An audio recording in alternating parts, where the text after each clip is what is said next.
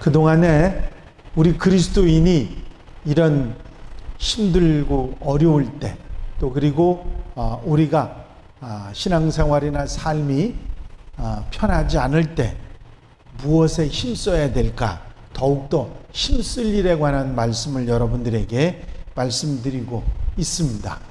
제일 중요한 부분이 첫 번째, 더욱더 기도에 힘쓰자, 그런 말씀을 드렸죠. 기도에 왜 힘써야 되는지 제가 드리지 않아 여러분들이 너무 잘 압니다. 기도는 우리에게 생명줄이에요.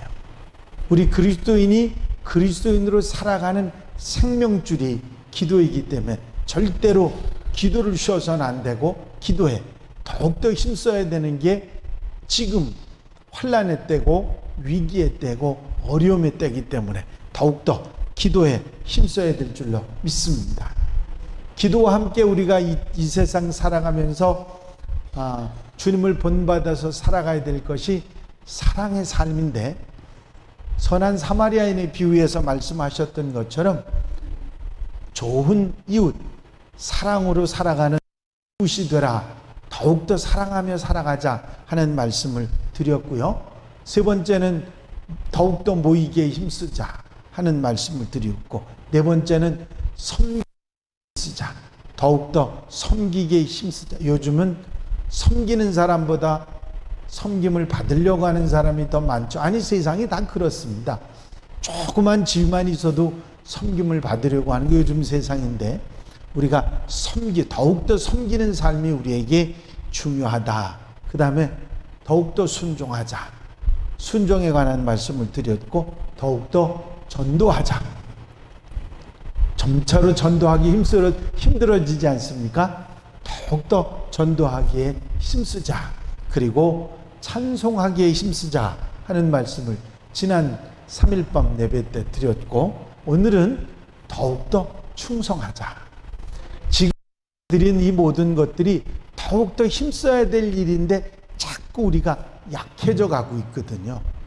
우리가 기도하는 일도, 사랑하는 일도, 모이는 일도, 섬기는 일도, 순종하는 일도, 전도하는, 찬송하는 일도 점점 약화돼 가지 않습니까? 부족하게 돼 가지 않습니까? 더욱더 힘쓰는 성도들이 되시기를 바랍니다. 옛날 가수인데 이장이라는 가수를 아십니까? 아시는 분이 있어요? 연세가 좀 들으신 분들은 아실 거고 젊은이들은 모르실 것입니다.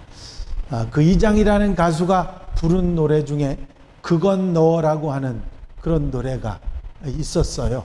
아마 다 까맣게 잊어버린 얘기겠지만 그 가사가 재밌습니다. 모두들 잠들은 고요한 이 밤에 어이의 나홀로 잠 못 이루나, 넘기는 책 속에 수많은 글들이 어이에 한자도 보이지 않나. 그건 바로 너 때문이야. 그런 가사입니다. 어제는 비 오는 종로거리를 우산도 안 받고 혼자 걸었네. 우연히 마주친 동창생 녀석이 너 미쳤니 하면서 껄껄 웃더군. 그건 바로 너 때문이야 하는 그런 가사입니다. 저도 그건 너만 기억했지 이 가사는 다 기억 못했는데 찾아본 거죠. 근데 왜 이 가사를 여러분들 한번 생각해 보시면 압니다. 아니, 모두 다 잠들어 있는데 잠 안 자고 있는 게 저 때문이지 왜 너 때문입니까? 지가 안 잔 거지 누가 자지 말라 그랬어요? 근데 너 때문이랍니다. 그리고 넘기는 책 속에 수많은 글들이 한자도 보이지 않는 게 집중력 없이 제대로 안 읽는 저 때문이지 왜 딴 사람 때문에 그게 글이 하나도 안 들어옵니까? 더더욱이 비 오는 날에 우산도 안 들고 돌아다니면, 이게 방송에 나가 좀 그렇긴 한데, 미쳤다고 하는 게 사실이지 그게 정상적이지, 아니 그게 왜 너 때문에 지가 그랬지, 그렇지 않습니까? 제가 왜 이 얘기하느냐면, 우리에게 닥치는 많은 문제들이요, 물론 밖에 외부의 어떤 일 때문에 내게 문제가 올 수도 있지만 나 때문인 경우가 많아요. 그래요, 안 그래요? 내가 원인이 된 경우들이 많이 있다, 그런 얘기입니다. 남의 탓으로 너 때문이라고 자꾸 손가락질하게 되면요, 나머지 손가락이 너는 그런다고 제가 여러 번 말씀드리지 않았습니까? 우리가 어떤 문제가 생기면 원인을 밖에서 찾기보다, 누구 때문이라고 손가락질하기보다 나를 먼저 돌아볼 줄 아는 지혜가 있어야 될 줄로 믿습니다. 여러분, 우리의 삶 속에서 내가 이렇게 하지 못하는 게 뭐 때문이다. 우리가 예배에 빠지는 게 코로나 때문이다. 왜 그런 이상한 핑계를 대요? 누구 때문이요? 지 때문이에요. 지 때문. 그거 분명히 알아야 됩니다. 왜 엉뚱한 데 이유를 대요? 아주 점잖게, 내가 누구라고 얘기는 안 하는데 점잖게, 목사님 나 코로나 때문에 못 가요. 아니, 백신 다 맞았겠다, 마스크 썼겠다, 뭐가 걱정이에요 도대체?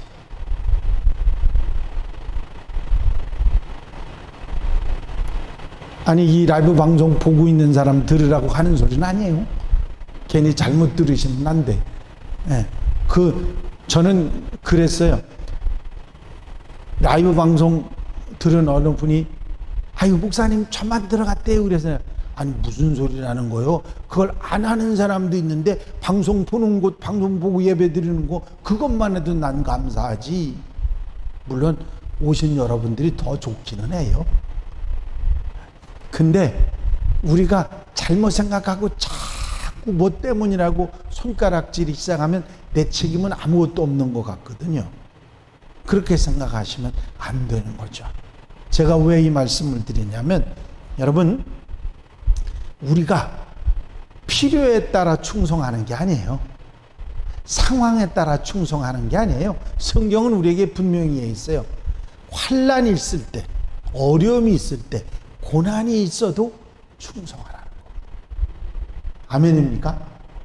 자, 충성을 다른 말로 바꾸면 여러분들이 이상하게 생각할지 모르지만 다른 말로 바꿔볼까요? 충성을 다른 말로 바꾸면 순종입니다. 여러분, 본문에서 사도 요한이 서머나 교회에게 뭐라고 말씀하냐면 죽도록 충성하라, 죽기까지 충성하라고 말씀하고 있습니다. 여러분, 하나님 앞에 죽도록 충성하라는 얘기는 제가 말을 바꿔서 말씀드렸죠. 뭐 하라고요? 말 바꿔서 막 금방 바꿔드렸는데 까먹으셔서 가르쳐드리고 할게요. 충성의 다른 말은 순종입니다. 죽도록 충성하라는 말은 죽도록, 잘 알아들으시네. IQ들이 좋으시네. 다 세 자리인가 봐. 감사합니다. 예, 죽도록 충성하라는 말은 죽도록 순종하라. 얼마나 중요한 일인지 몰라요. 여러분, 고난이 우리에게 옵니다. 분명히 성경은 우리에게 고난이 올 것이고 마지막 때가 되면 핍박을 받을 것이고 믿는 자들이 어려움을 당할 것이라는 것을 이미 성경은 예언해 놨어요. 우리에게 위기가 올 것이고 힘든 일이 있을 것이고 고난이 닥칠 것이라고 하는 것을 우리는 알고 있어요. 그런데 자꾸 우리가 원하는 게 뭐예요? 편안한 거, 고난 안 받는 거, 힘들지 않은 거, 쉬운 거, 이런 것만 자꾸 찾잖아요. 예수 믿는 사람들은 그게 올 것이라는 걸 알고 대비할 수 있는 지혜로운 성도들이 되어야 될 줄로 믿습니다. 서머나 교회를 향해서 주님은 곧 있게 될 고난을 상기시키면서 두려워하지 말라고 말씀하고 있어요. 당시의 신자들이 장차 닥치게 될 핍박과 고난을 생각하면서 자꾸 두려운 마음을 가졌기 때문에 그것을 두려워하지 말고 그것 때문에 힘들어하지 말라고 사도 요한은 격려를 하고 있는 것입니다. 당시 이방 세계, 이교 세계죠. 그 유대인들이 아닌 이방 세계에서 기독교인들을 보는 그 이교 사람들이 보는 눈이 곱지 않았어요. 왜냐하면 구실들이 있어가지고 교회를 핍박했는데 성찬식 할 때 이것은 나의 몸이요 나의 피라 그러면서 성찬식 나누잖아요. 그거를 잘못 오해해가지고 사람들은 그리스도인들은 사람의 피와 살을 먹는 사람들이다. 식인종이다.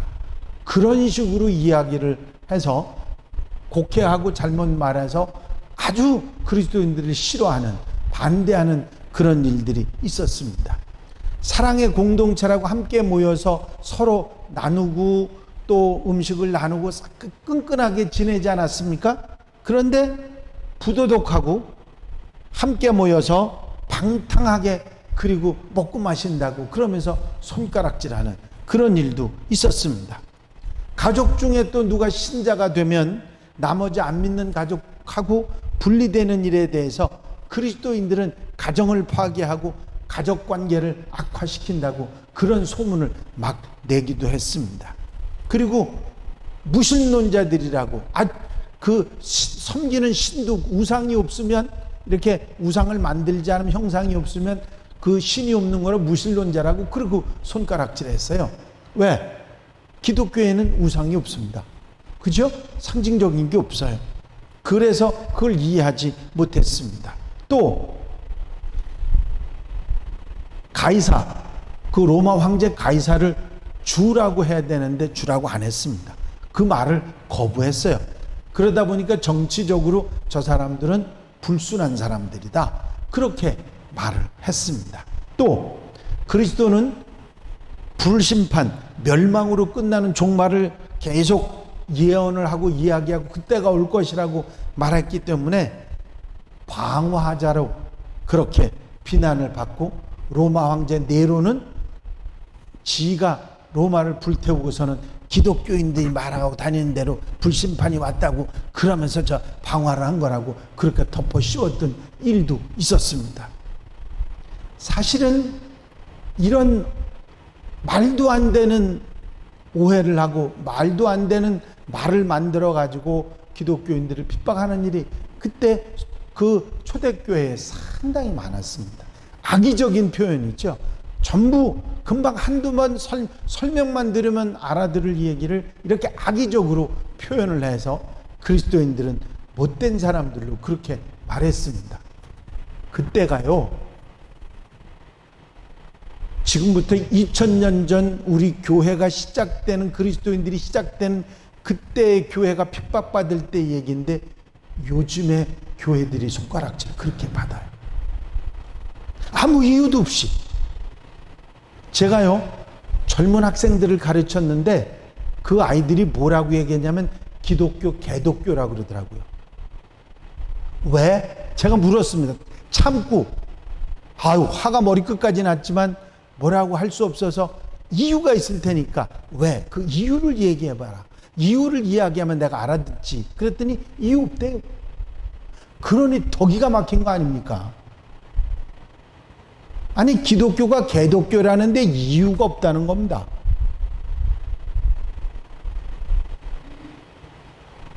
이런 반감이 어디서 왔는지 물론 여러 가지 원인이 있을 수 있습니다만은 자꾸 기독교 나쁜 종교라고 하는 의식을 심어주는 일들이 주변에서 일어납니다. 특별히 요즘에 이 코로나 사태 때문에 코로나 발원지가 교회라고 하는 그런 의식이나 인상도 심어준 일들이 매스컴이나 다른 일들도 상당히 많았습니다. 따져보면 교회 숫자하고 이 교회 숫자와 교인들 숫자와 거기서 일어났던 숫자하고 일반 사회에서 일어났던 숫자하고 그 발원지 됐던 거하고 숫자하고 비교해 보면요 상대가 안 됩니다. 훨씬 사회에서 일어난 일이 훨씬 그 코로나 발원한 게 많죠. 여러분들 아시지 않습니까? 교회 다닌 기독교인이 4천만 중에 얼마입니까? 6천만 중에 1,000만입니다. 1,500만입니다. 교회에서 일어난 코로나 발원지가 됐다고 말하는 그런 사람들이 몇 명이고, 아니 신천지까지 다 싸잡아 합치더라도 나머지 사람들하고 비교가 안 됩니다. 근데 어떻게 교회가 코로나 발원지가 됩니까? 말도 안 되는, 정말 말도 안 되는 논리들을. 그래서 교회는 예배도 모이지 말라고, 백화점에는 사람들이 빽빽하게 돌아다니는데 왜 교회는 못 들어오게 하는 거죠? 아유, 하고 싶은 말이 머리 꼭대기까지 찼어요. 저도 웬만해서는 이런 정치적 얘기나 뭐 비판하는 얘기 안 하는 사람인데 얼마나 속이 상한지 몰라요. 우리가 또 비대면으로 또 이런 불공평한 대접을 받고 있는 정말 안타까운 속상한 일이 있지만, 여러분 분명히 아셔야 돼요. 핍박이 있을 것이라고, 환난이 있을 것이라고, 억울한 일을 당할 것이라고 이미 성경에 예언되어 있어요. 그거를 화를 내고 힘들어하고 그래서는 안 된다는 것을, 뱀같이 지혜롭고 비둘기같이 순결한 하나님의 백성들이 되어야 될 줄로 믿습니다. 편하고 쉬운 조건 가운데 그 상황 속에서 충성하고 일하는 건 할 수 있습니다. 그러나 누구나 할 수 있는 일이 아니에요. 어려운 가운데, 힘든 가운데, 여건이 좋지 않은 가운데 충성하고 순종하라는 것이 성경의 말씀이거든요. 아멘? 별로 아멘 소리가 안 큰 것 같아. 힘든데 하니까 더 힘들어서. 아니에요. 그럴수록 더 순종하고 충성해야 될 줄로 믿습니다. 어떤 교회에서 한 성도에게 신천 집사를 임명할 테니까 그 말씀 순종해서 신천 집사 일을 좀 하라 그랬더니 그 성도의 대답이 걸작이었습니다. 목사님, 저는 체질이 야행성이어서 저녁 늦게까지 잠을 안 자는 건 얼마든지 견뎌낼 수 있습니다. 그런데 새벽에 일어나는 건 죽어도 못합니다. 아니, 제가 집사가 되면 새벽 기도에 나와야 될 텐데 저는 죽었다 깨나도 그건 못합니다. 새벽 기도 나오라는 말씀 안 하신다면 집사직을 맡겠지만 새벽 기도 나오라면 저 집사 못합니다. 목사님이 그 얘기를 듣고 나서, 아이고, 죽어도 못 일어나는 새벽 기도를 어떻게 억지로 할 수 있겠습니까? 혹시 깰 수 있거들랑 그때 나오시지요 뭐. 그러면 해보겠다고 그래가지고 집사직을 맡았대요. 그 집사님이 집사가 됐답니다. 그런데 집사가 된 지 얼마 안 돼서 3월 말이 돼서 어느 날 새벽 4시 반에 목사님이 교회에 나오시다가 길에 서 있는 그 양반을 만났어요. 새벽 4시 반에. 그 깜짝 놀라가지고, 아니 아직 캄캄하고 추운 새벽에, 아니 집사님 웬일로 이 밖에 이렇게 일찍 이렇게 계십니까? 그랬더니 뒷머리를 벅벅 끌며 하는 소리가, 아이 목사님 친구들하고 낚시 가기 위해서 차 기다리고 있어요. 잘 다녀오십시오. 그리고 목사님이 뒤돌아서면서 속으로, 야행성이라 죽어도 새벽에 못 일어난다더니 낚시는 잘 가네. 하나님의 말씀의 순종은 아무나 할 수 있는 게 아니에요. 믿음이 있는 사람이 할 수 있는 거거든요. 아멘입니까? 믿음이 성숙한 사람이 할 수 있는 거예요. 충성은 더더욱이 아무나 할 수 있는 게 아닌 거거든요.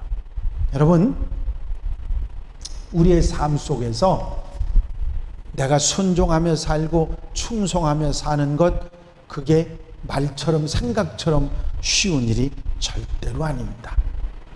고난이 다가왔을 때, 힘든 일이 내게 왔을 때 충성하고 순종하는 거 정말 힘들어요. 그래도 아멘 하시기 바랍니다. 그게 여러분들 믿음이 자라고 성숙해지는 하나님의 사람들이 되기 때문이지요. 자, 그러면 충성에 관한 성경의 말씀은 굉장히 많아요. 자, 한번 따라 쓰겠습니다. 작은 일에 충성하자. 죽도록 충성하자. 지금 말씀드린 거죠?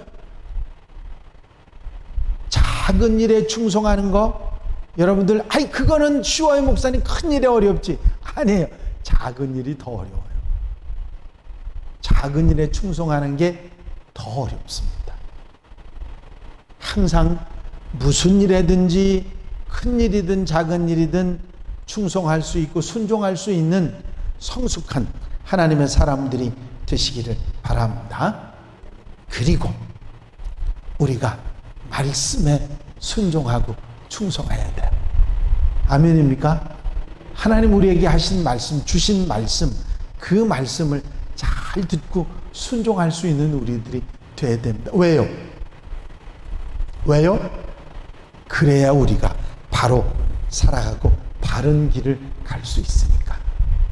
하나님 말씀은요, 우리가 어떻게 사는 것이 올바로 사는 것인지, 어떻게 사는 것이 잘못 살지 않는 것인지를 가르쳐 주고 있는 것이 하나님 말씀이고, 그 하나님 말씀에 순종하는 것은 내가 지금 바로 살아가고 있고 옳게 살아가고 있다는 것을 말하는 것이기 때문에 말씀에 순종하며 살아야 될 줄로 믿습니다.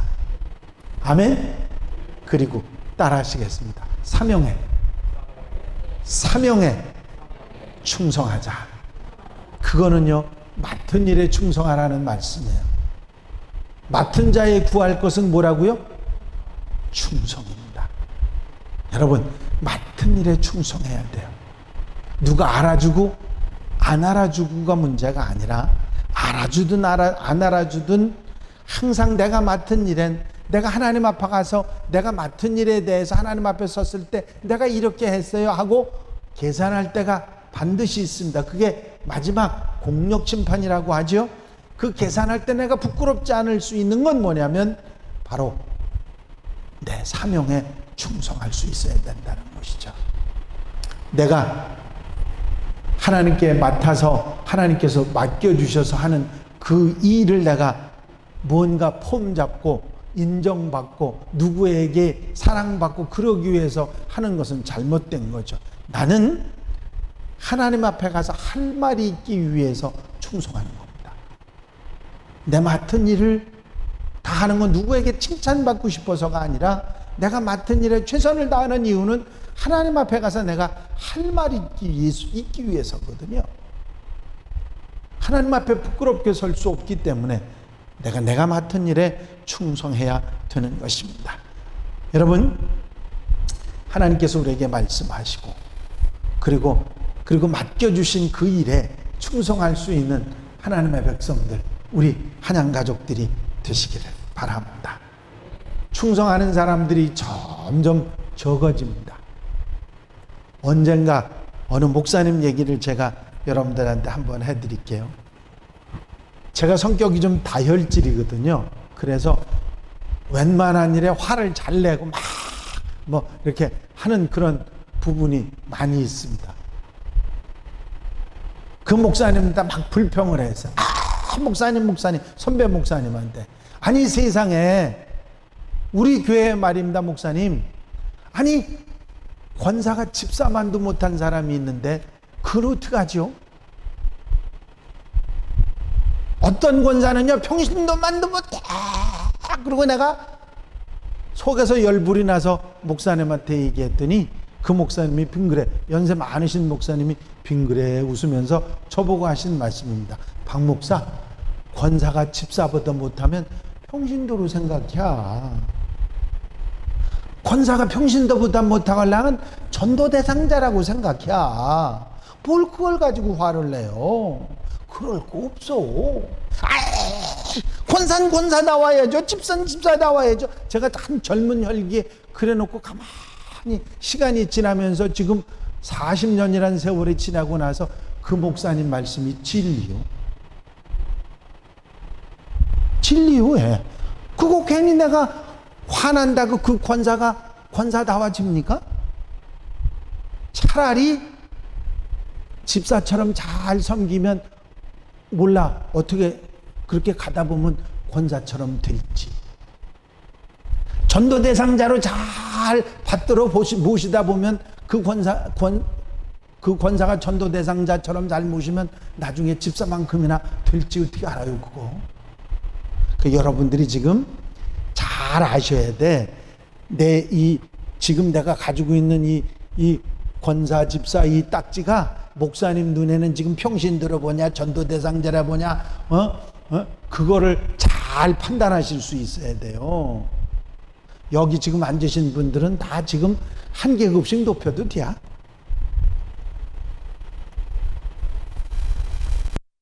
하셨어? 이해하셨어요? 제가 왜 그 얘기를 하느냐면 세상에 참 별의별 사람들이 다 있어요.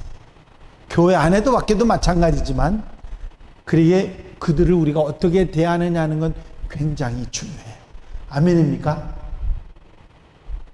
아멘 소리가 안 나는데 이 바람 소리가 하도 그 냉풍기 소리가 강해가지고 소리가 자체가 잘 안 들려요. 평소에는 여러분들이 아멘 소리를 참 잘했는데 제 귀에 잘 안 들려요. 여러분 충성해야 돼요. 순종해야 돼요. 더욱더 충성하고 순종하는 성도들이 되시기 바랍니다. 하나님께서 우리를 사랑하셔서 또 우리를 도와주시고 함께 하셔서 능히 감당할 수 있도록 그렇게 역사해 주실 줄로 믿습니다. 염려하지 마세요. 하나님께서는 언제나 우리를 돌보시고 함께 해 주십니다. 이제부터 나는 충성하며 살겠다. 더욱더 충성하는 일꾼, 하나님의 사람이 되겠다. 그렇게 결심하고 그렇게 살아가는 멋진 우리 한양가족들이 되시길 바랍니다. 라이브 방송 보시는 분들도 꼭 그렇게 아멘하고 살아가는 여러분들이 되시기를 바랍니다. 기도드리십니다. 사랑 많으신 주님, 고난이 와도 힘든 일이 있어도 충성하고 더욱더 순종할 수 있는 우리 한양가족들 되게 하옵소서. 고난을 두려워하지 말고 끝까지 충성하고 맡은 일에 충성하고 작은 일에 충성하고 죽도록 충성하고 말씀에 순종하는 하나님의 백성들 한양가족들이 될 수 있도록 붙잡아 인도해 주시옵소서. 언제나 더욱더 힘쓰는 일에 주님께서 도우시고 역사해 주실 줄로 믿사옵고 예수 그리스도의 이름으로 기도하옵나이다. 아멘.